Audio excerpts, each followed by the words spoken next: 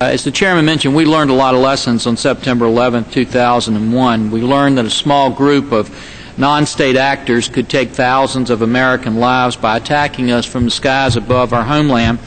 They took a routine commercial flight operation and turned it into an extremely effective weapon.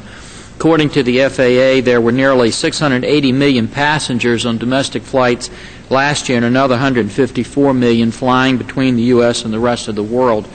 To put it in perspective, that's more than the total populations of the United States, Japan, Russia, Mexico, Canada, and the United Kingdom combined. And this number does not include nearly 28 million hours flown by the fleet of more than 234,000 general aviation aircraft owned by private pilots and flight schools around the country. And, Mr. Chairman, I raise this point because I think it's important that we all understand the scope of the problem and the enormous security challenges that we face.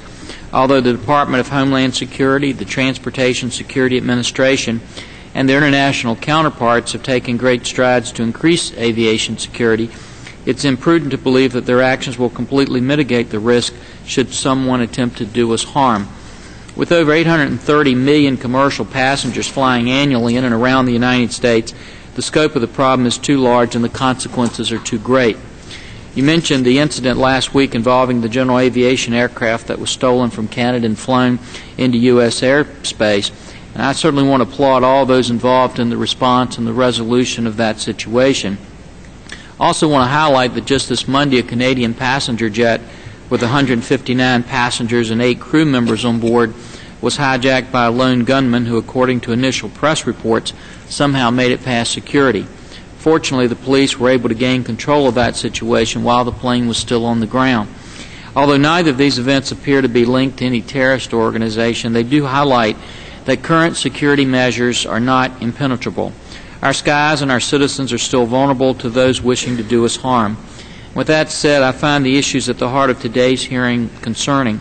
The findings in the GAO report and the lackluster response from the Department of Defense require our attention, and I'm thankful to you, Mr. Chairman, for holding this hearing. I'm hopeful that we've got the right set of witnesses here to address the issues, and I'd like to welcome once again each of them to the committee today. Today's hearing focuses on the policy and resourcing shortcomings between OSD, the Air Force, and the Air National Guard. But I know, Mr. Chairman, that we both agree that NORAD and NORTHCOM also play a critical role in the execution of the Air Sovereignty Alert mission. As we go through the course of the hearing today, we may find that we will also need to have a direct discussion about the Air Sovereignty mission with them as well.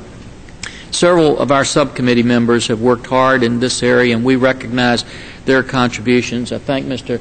Libiondo for his work in this area, and we look forward to their continuing efforts. And, Mr. Chairman, I now look forward to hearing from our witnesses, and I yield back the balance of my time.